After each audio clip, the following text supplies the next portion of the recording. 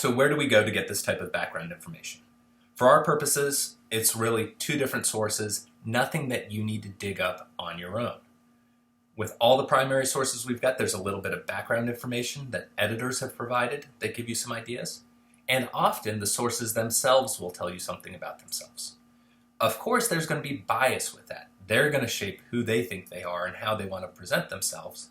But we can take those two things and we can use them to help understand why something might be written, what the goal of the author is.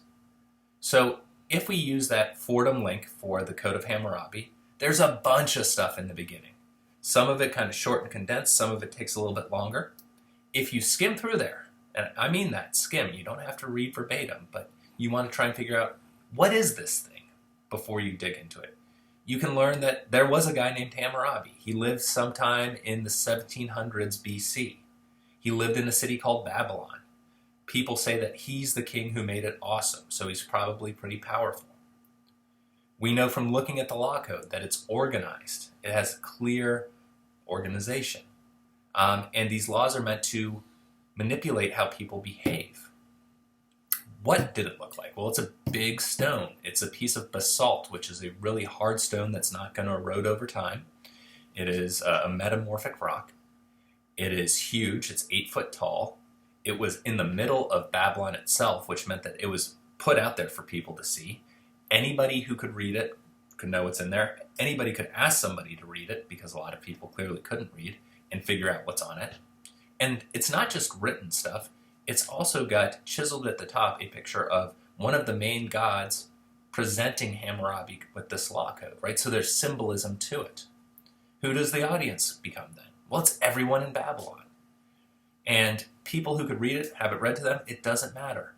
And if you go through the laws, you recognize that these laws apply to slaves and the upper levels of society as well.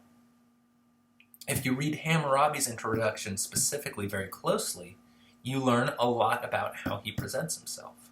He calls himself the king of the four corners of the world. He is somebody who is pious. He respects the gods. He's somebody who's conquered everyone.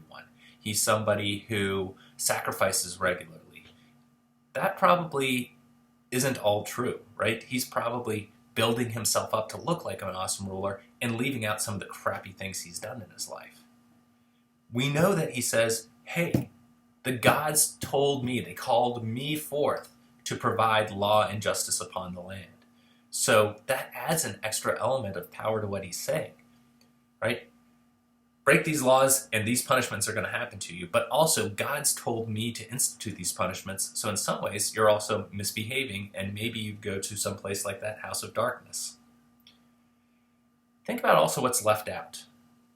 What would people have considered about these codes? What maybe did they not anticipate? What things don't they seem to really worry about? All those things you want to consider and have in the back of your mind as you're going into this source so you can better understand what is in it.